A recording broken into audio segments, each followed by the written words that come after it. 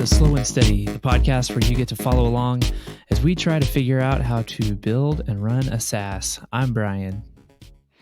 And I'm Benedikt. Each week, we'll give you an honest peek into our lives as we work on our products and keep the lights on with consulting. Today is September 25th, and I'm feeling quite normal. This is episode number 10, and I am feeling quite content. We were joking right before we hit record, and you were like, I don't know how I'm feeling. So you just kind of right in the middle. Yeah, like the baseline. Yeah. Nothing special into either direction. Okay. Nothing amazing, nothing terrible also? Yeah, I think everything balances out quite well. Yeah. Nice. Well, I feel very good about how things are. Not just, we always talk, work-wise stuff, but a lot of the underlying, motivation behind this podcast is the personal aspect of trying to figure out how to do all this and make sense of it.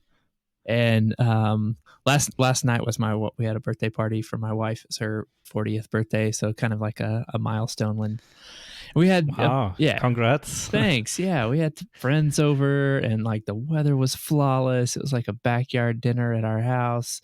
So I am just like, everything is good. Everything's fine. Still trying to figure all this stuff out, but in the grand scheme of things, it's all good. Yeah, sounds good. Yeah, surprised that it's not that your answer wasn't hungover or something like that. No, I've maybe a handful of years ago it might have been, and so I've been really cutting back on drinking. I think that's just the other part of aging. Yeah, I can see that. Yeah. So anyway, no, it was good. What have you been up to? How's your week? My week was nice.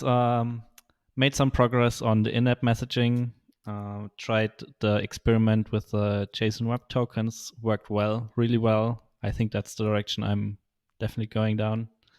And then got a little bit stuck again. Not sure how to implement this in the existing system, where to start, and then basically just started refactoring the existing stuff to pull stuff apart. Because right now a lot of the messaging logic is focused around emails, and I'm now just pulling it apart and disconnecting the messaging aspect from the email aspect, so we can have multiple channels for the in-app messages as well. Okay. Can you give me just the 1 minute description of this feature? What exactly is it going to do for customers? It will allow customers to include a tiny snippet on their website or inside their application, and it will identify the user based on the JWT thingy they pass over. Technical term. And yeah, it's basically the user ID but encrypted and signed, so you can't tamper with it. Okay. And that will be used to show them their messages that you triggered inside of Userlist inside the app, similar to how an intercom widget would pop up and just show a message. Okay. That's the basic idea of it. Okay. And so as your customer, from my Userlist dashboard, I'll be able to see what all these users are doing, actions that they're taking, and then I can trigger, based on an action that they took within the application, I can send them an email or is that's it? Yeah, right now it's just emails, and with the new feature, you will be able to just show them a message right inside your app. Okay. Either the next time they log in or based on what they do. Integrated in within the UI of the application, or as a little bottom, a pop-up in the bottom right? For now, it will be a pop-up in the bottom right or something that. Okay. Not really defined yet. Okay. Maybe we'll do something where you can integrate it into the UI, but that's definitely a little bit trickier. So yeah, no, for sure. No, I was stage improvement. Yep, just curious. Generally, when you've been describing in-app messaging, I have an idea in my head of what you're talking about. I just want to make sure that my assumption is, Yeah. is right. That's what we're trying to do. Okay. No chat or anything, just like one-way messages. Yeah. That Yeah. Cool. is not email. Okay. So I'm gonna like ask a couple questions about it, because it feels like in-app messaging has been on your plate for a little while now. For quite a while now. And as you probably noticed, it's been in my head for a while, and try to figure out how to do it. And at this point, I feel confident that we have a good, simple version figured out that we can now implement. And that's basically what I'm doing right now. Nice. Do you have a sense of when you'll be able to ship it? Hopefully in the next couple of weeks, but who knows? Yeah. I mean, it's always with all the stuff going on, like consulting and other weird things that happen in the product. It's hard to estimate. But but what I'm hearing is it's a function of time and priority, not necessarily technical implementation at this point. Yep. Okay. I think I have the technical side figured out, at least for the first version. And now it's a matter of getting it done. Mm-hmm. How are you, because you're the only developer working on it, how are you sliding in working on bugs or, emergencies, like that sort of thing? How are you prioritizing that time? Well, basically, when it's on fire, then it gets high priority, right? And everything else is flexible. I don't really have a good answer there. Yeah. It's just gut feeling at this point. Yeah, no, I relate. I can relate. I think it always feels like. Have you read Shape Up yet? Not yet, but it's on my list. Okay. Like I'm taking the week off next week, and I'm planning to read it during that time. I know we talked about it here before. I wasn't curious if you'd gotten to it yet, and not yet. Everybody in our world anyway is reading it. Yeah. And it definitely strikes me as just a more sensible way to run design and development when you're at the scale that we're at, and teams like Basecamp and most of the people listening are at, makes a whole lot more sense. I always just have this like tiny little voice that's kind of running in the back that's a little bit skeptical of any time a process is presented in such this pristine fashion and just do it this way and everybody will be calm, and and it's like, come on, like your way is probably better than no program at all, or no process whatsoever, but come on, like it's not as perfect as you're writing it to be, I bet. So I don't know, that could be a little bit too cynical of a take, but anyway. Well, there's usually, one size doesn't fit all, right? Yeah. It's always getting inspired by other people's processes and then adapting it to your situation. Yeah. And I feel like the only important process is basically always looking back and refining whatever process you have. Yeah. I think that's the only thing that you should do. Yeah, absolutely should do. Do you have retros built into your schedule right now as you're working on Userlist? Not really, because we tried to do it in the beginning, but at this point it's just too unpredictable. And it didn't really work so far. We do some small retros every quarter just to reflect back on what happened in the last couple of weeks, and then see if we can learn anything from that. But it's not like we have a strict process like you have in, Scrum or so, where you have sprints of 2 weeks and then have a retro every 2 weeks. I think that's overkill for us right now. Yeah, but because the time that each of you might have spent in a given 2-week period is so variable, because you're still part-time on it? Yeah, that's one part. And also I feel like we just talk about the stuff whenever it comes up. Like if there's something that doesn't work right, we just talk about it right in this moment, and it doesn't need a formal. It doesn't really need a formal process of we talk about it in the next retrospective or something like that. Okay. Interesting. Yeah, but I totally see the value in having that. Eventually, it's a useful tool. Yeah. It'd be interesting to hear from other teams of people who are working on something part-time together. Like it definitely feels like the structure and development process for a 2 or 3 person team where everybody is part-time on it has different needs and a different cadence, different schedule than, some prescribed thing for a team of, 6 to 50 who are all full-time. Like it's just a different context. Some process, some check-in, some scheduling, I think is required, but it's different. Yeah, agreed.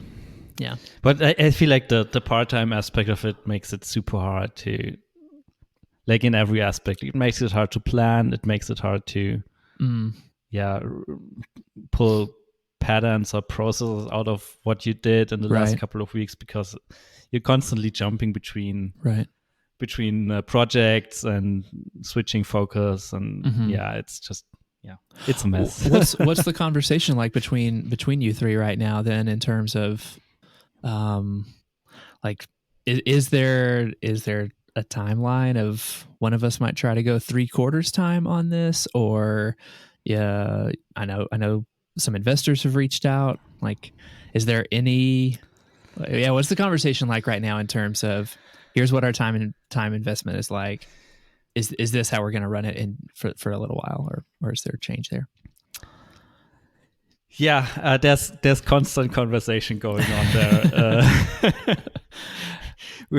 We had a longer discussion about taking outside funding and stuff like that, and going full time on this a while ago. And back then we decided, no, let's not do it.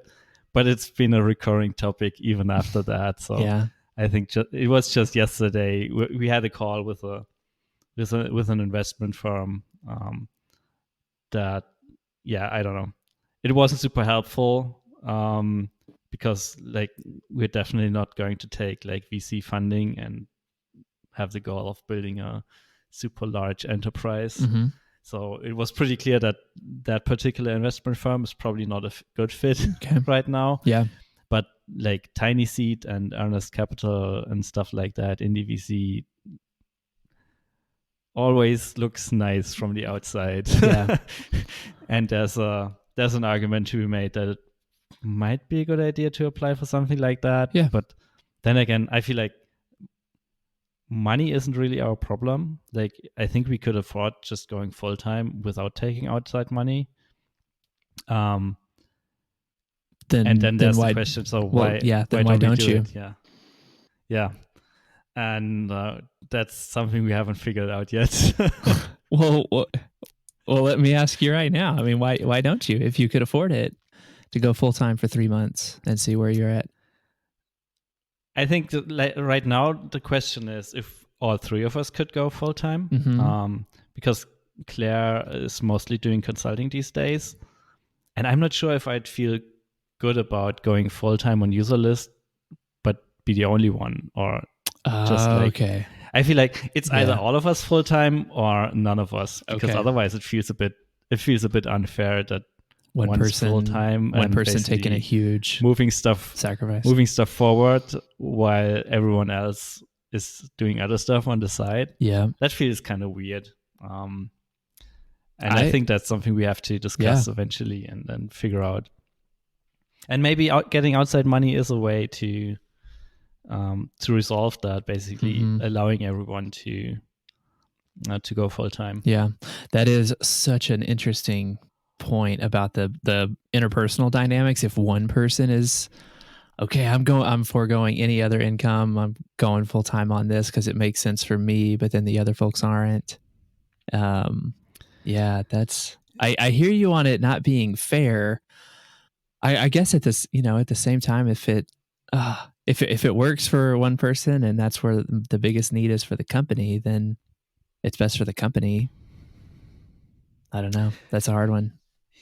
Yeah, it's a hard one, definitely. And I feel like just one of us going full time probably doesn't cut it. Like, I mean, I could go full time on development, but so what? Yeah, that's I mean, the usual problem. Product moves forward and we add features. Okay. But who cares, right? Yeah.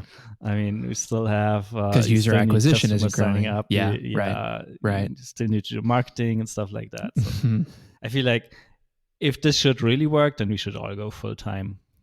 Yeah.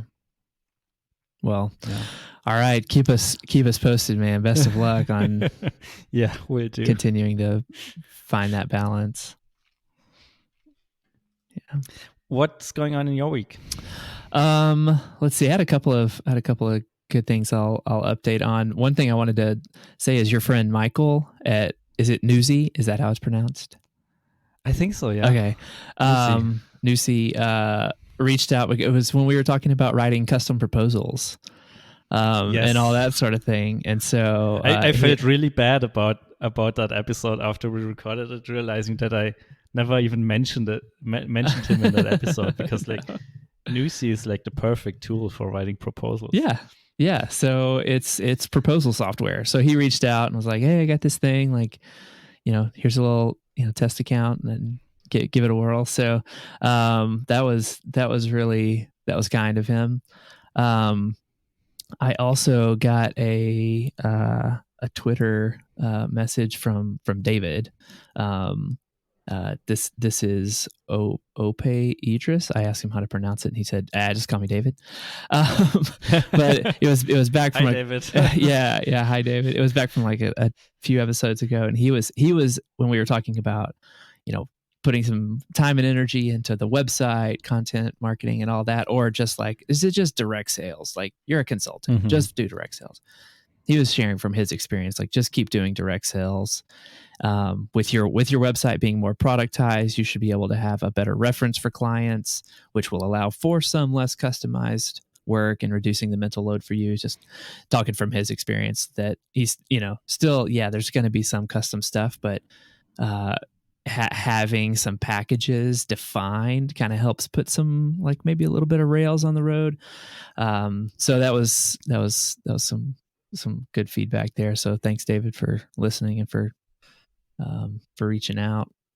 The let's see, the other thing I did this week, I had my mastermind call back on Friday, and was just updating them on where some of the output of those customer interviews and what might be next. And so I outlined just some super basic functionality for what a tool that would help managers to measure and improve the feelings of loneliness and isolation in their remote teams. Like what might it do? And showed it to a couple of the people that I had interviewed with, and one of them was like, "Oh yeah, I would implement that right away. I would try that right now." Nice. And so it's like, okay, cool, let's do it. And so I found a developer who's got some Slack application experience, and we are kind of going back and forth in a Slack group that we created, just a private workspace for us to prototype this thing out, try a couple different survey types based on the feedback I was getting on Twitter, a bunch of articles and resources that I've been reading ever since, a couple of conversations, and then some practices that those managers that I've interviewed are implementing and have said have been helpful. So that's where it stands. We'll hopefully by the beginning of next week have something ugly cobbled together that I can start pushing to see that's if, pretty see cool. if it's helpful. And also super fast. Like the turnaround time is pretty amazing. Like a week ago, you didn't have an idea what exactly to do. At least that's what you told us. So I will. I mean, what I'd been saying and like trying to keep my head around is stay as focused on the problem as as I can. Like continue to think about the problem. Even in that point, like what is the simplest first thing that I would test? Like that solution was not that far away from my head. What I was not doing was in those initial interviews saying, okay, cool. Well, here's what I'm going to build, and would you use it? It was much more of like, okay, is this a problem? Are people paying to solve it? Has it been a problem for a little while? Those sorts of things. And so this is the simplest, easiest, fastest thing that I could build and test, and we'll see.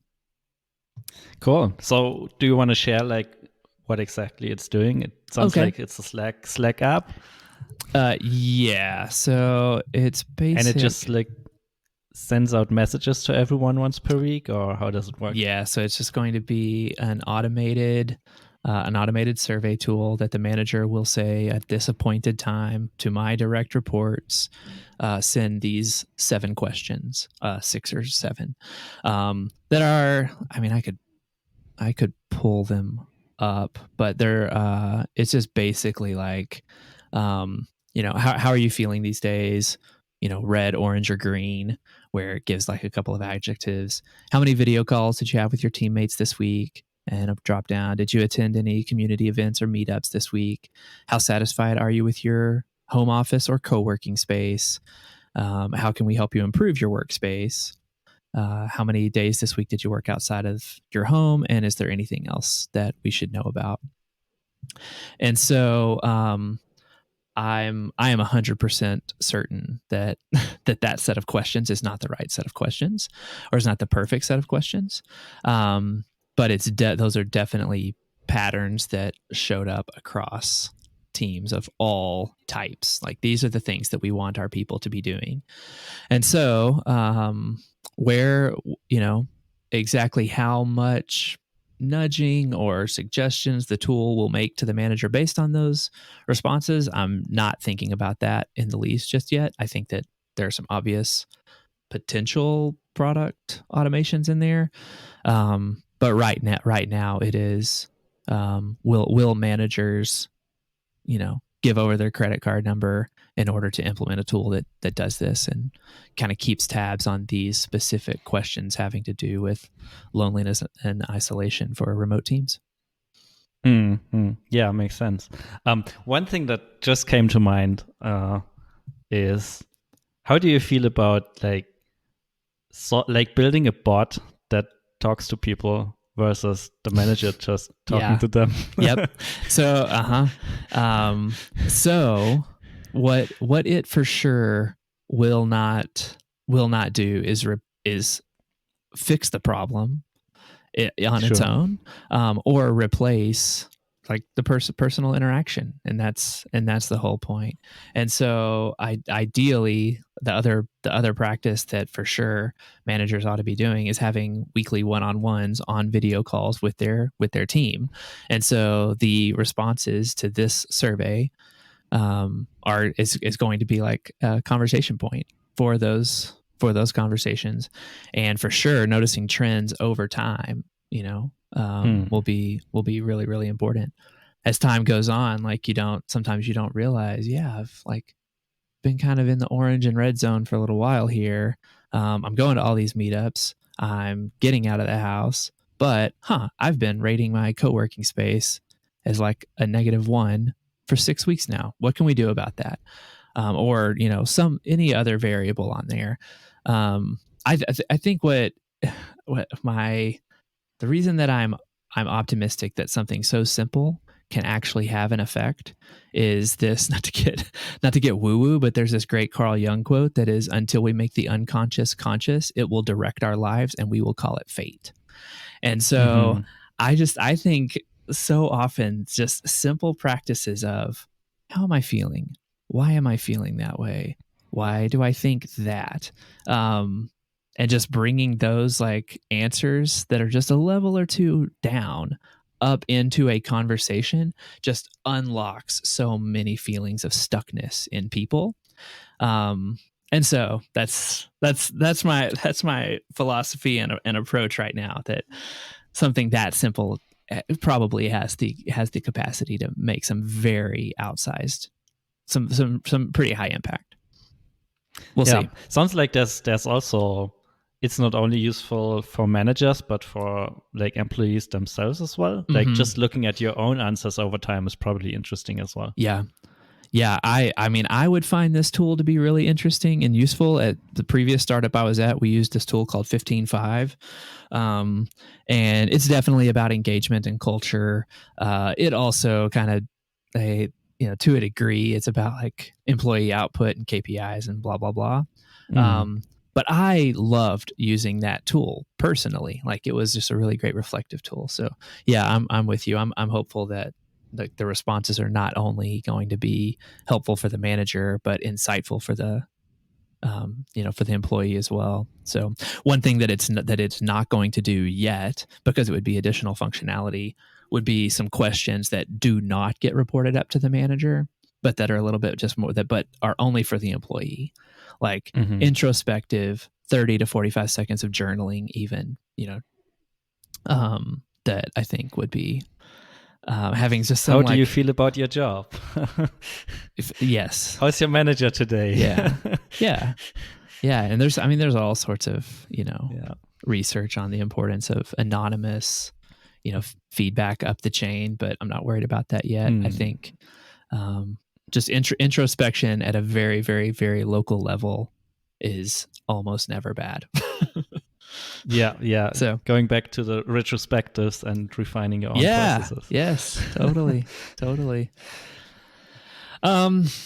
Okay, well, so that's what I've been up to. Some great like personal life stuff, and some feeling of some real momentum on trying to see if there's a potential product solution here to this like problem that is personally important to me, and I think is not going anywhere.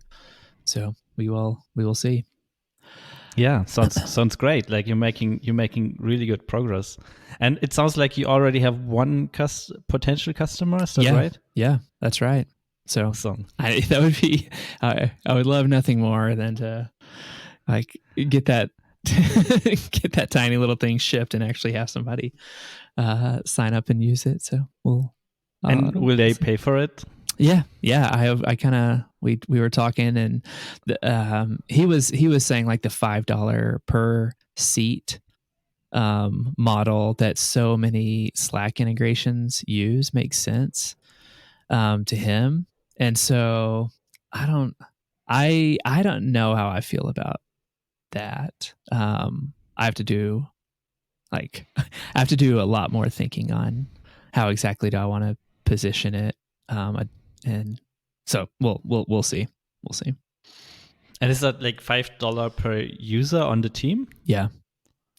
That's a decent number. Yeah. Like it's a pretty. This tool it's only useful for like teams north of 20 people or so. Pretty.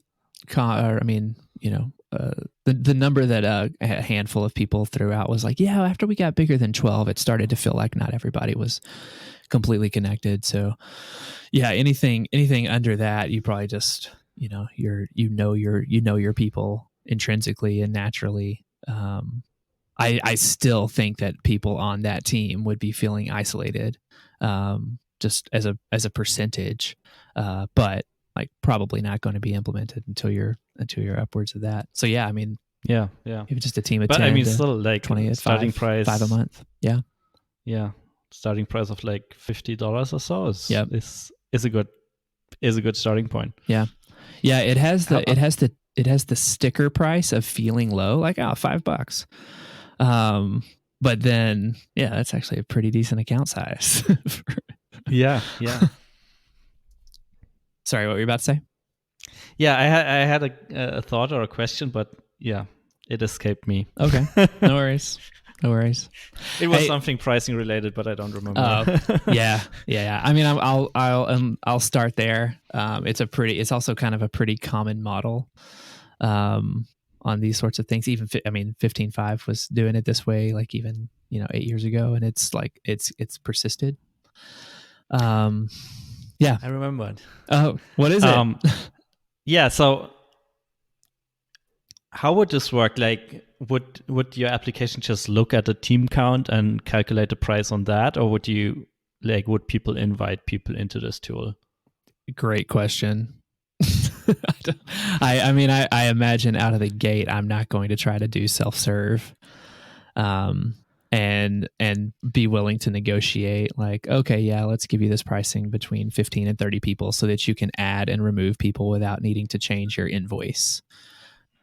And then if you get up to 30, then we'll have to renegotiate the price. But like, it'll be quote $5 per user, but somebody who has 22 people on their team, we would negotiate some acceptable range between 15 and 30, so that there's not all this admin. Does that make sense? Yes, that makes sense, but it wasn't necessarily what I was getting at. Oh, I'm sorry. I'm wondering, is there potential,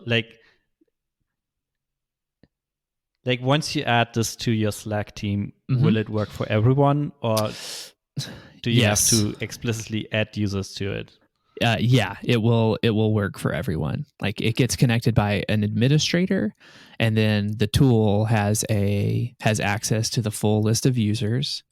And then there's a command that we're building into it where the admin is able to assign direct reports to a manager through like a slash command in Slack.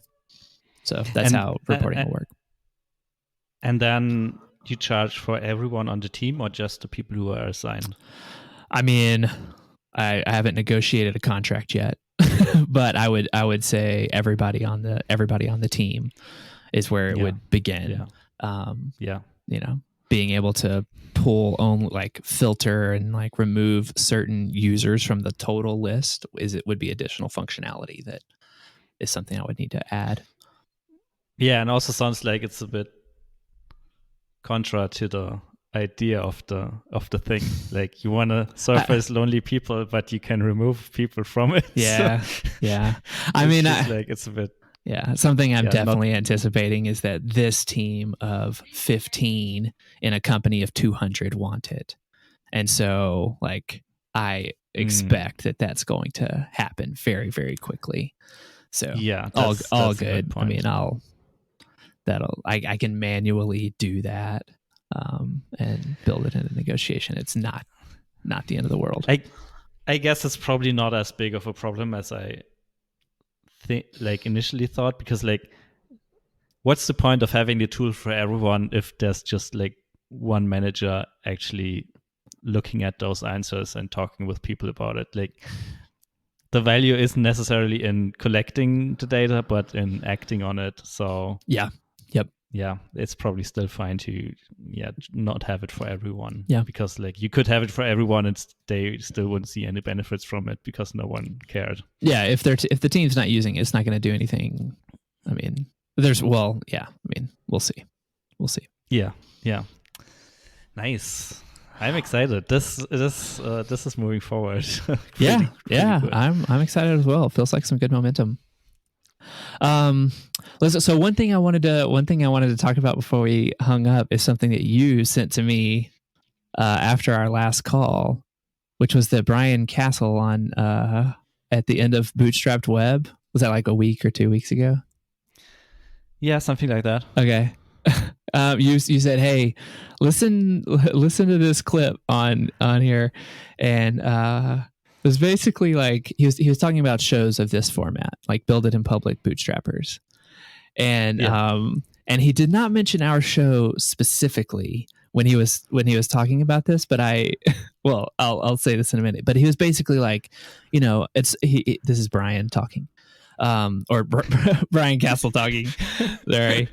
At some point, I thought it might be cool to offer some tips for people doing a show like this. I listen to some of these, but sometimes I want to see a little bit more energy. I want to hear more follow-up questions, more digging into each other's story instead of just, here's what I did this week.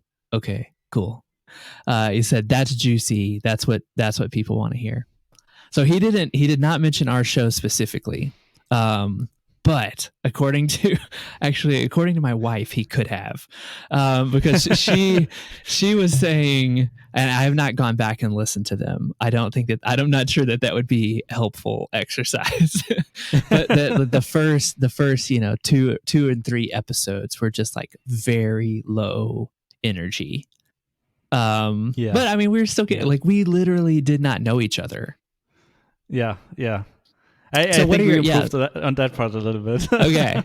So what are your thoughts on that topic in general? Like making sure that a show like this is juicy and interesting to the listener. I think it's an important aspect. Like, if it's not exciting for people to keep listening to it, then what's the point? I mean, for sure.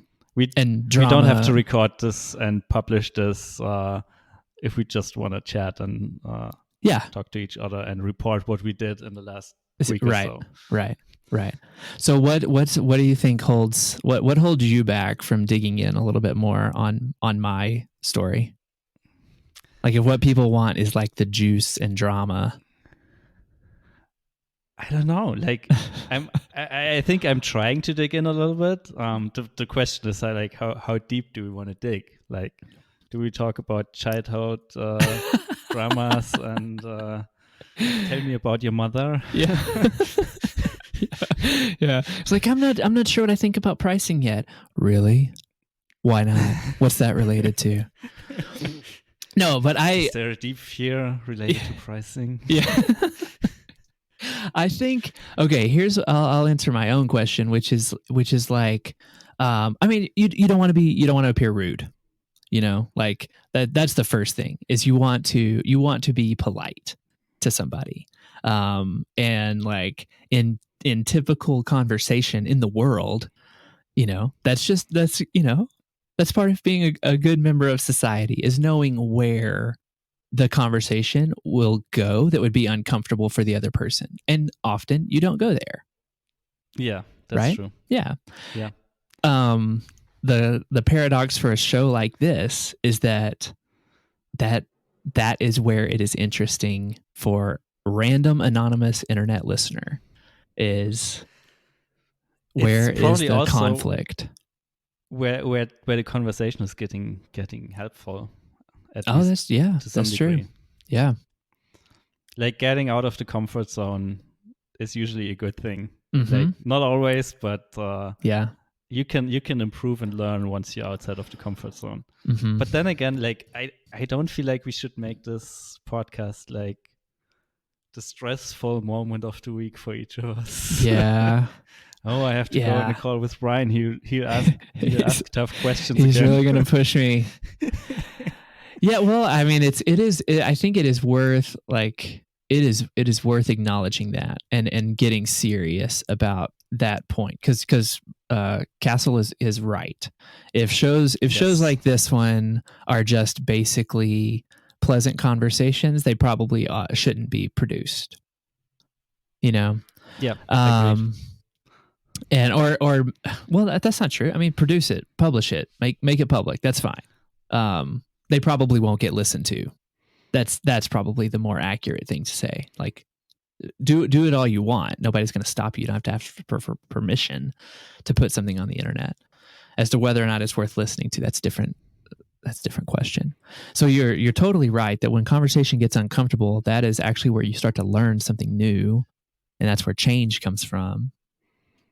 The question is, does that happen in my private mastermind group, with my therapist, with my close group of friends, and in public on a podcast with Benedikt and Brian? Yeah, that's a good question. Like, how do you feel about it? Do you like? I mean, I'm pretty down for it. I've failed and succeeded enough times that, like, I really hate to fail. But I'm also working on the fact that, like, my business is not my identity. I can fail and look stupid, and I'm still who I am, and glad to be who I am. And so, yeah, so whatever. It's good. It's fine. So how do you feel like, what should we do to make this more interesting? like have a challenging question for everyone every week? Or I mean, I think at a tactical level, like it's just a matter of asking, and because what I was gonna say, it's a matter of just asking more pointed follow-up questions.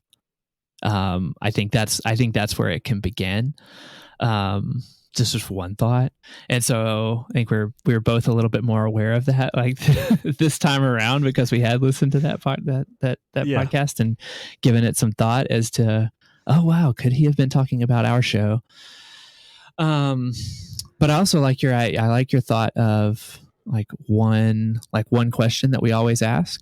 Is that what you're wondering about? I'm not sure if that's like, I don't think you could plan for that. Yes, you're right. It will be super weird if we plan for like, basically think about one hard question for Brian to ask in the next episode. It feels like, I mean, that's... I guess that's probably not relevant. Yeah, no, I think you're right. I think just thinking about what we just talked about, would let's say 3 weeks from now, I've like taken this little Slack prototype around to these same 6, 12, whatever people, and nobody's installing it, but I'm like still pushing it. And for if you were to say, okay, well that's interesting, good work, hope you find somebody for it, like that would be lame.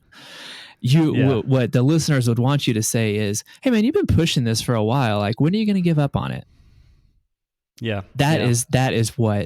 That's what you should do.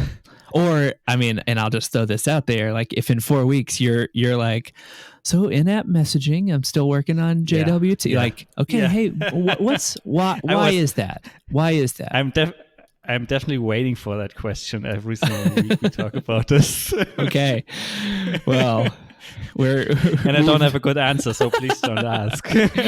I will. But I do think that is what, I think that's what he's talking about. I genuinely think that is what makes listening interesting. I think that the art of this is to find a way to strike a balance between like professional pointed follow through and like making it intentionally dramatic and Kardashian. Like I don't want to put that into the world, and I know you don't. All right. I suspect anyway that you don't.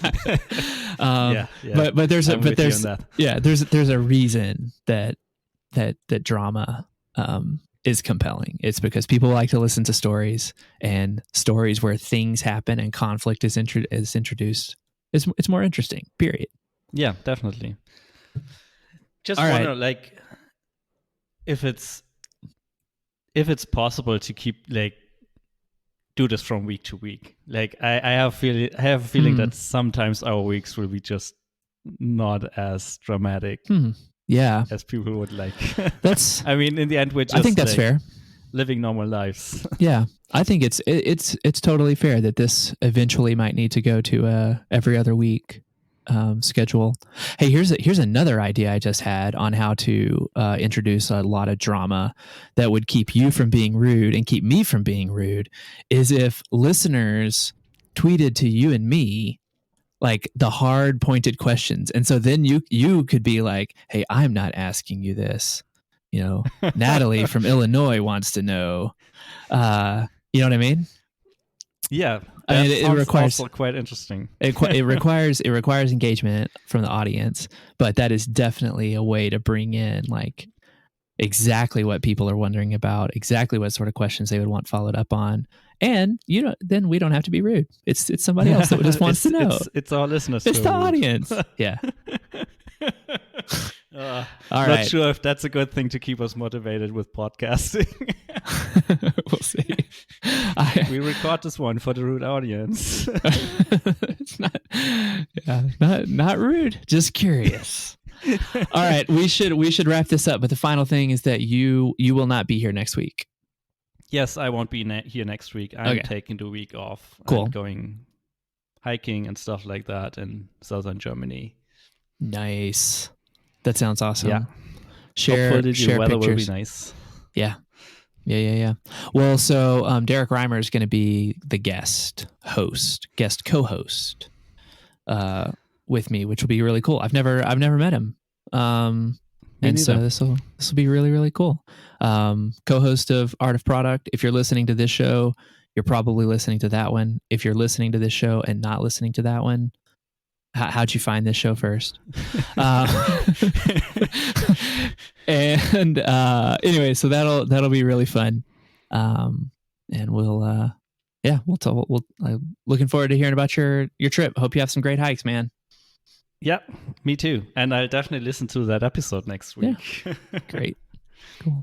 All right. Cool. Good talking.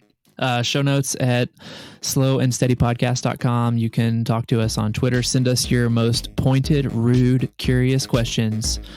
Slow Steady Pod on Twitter.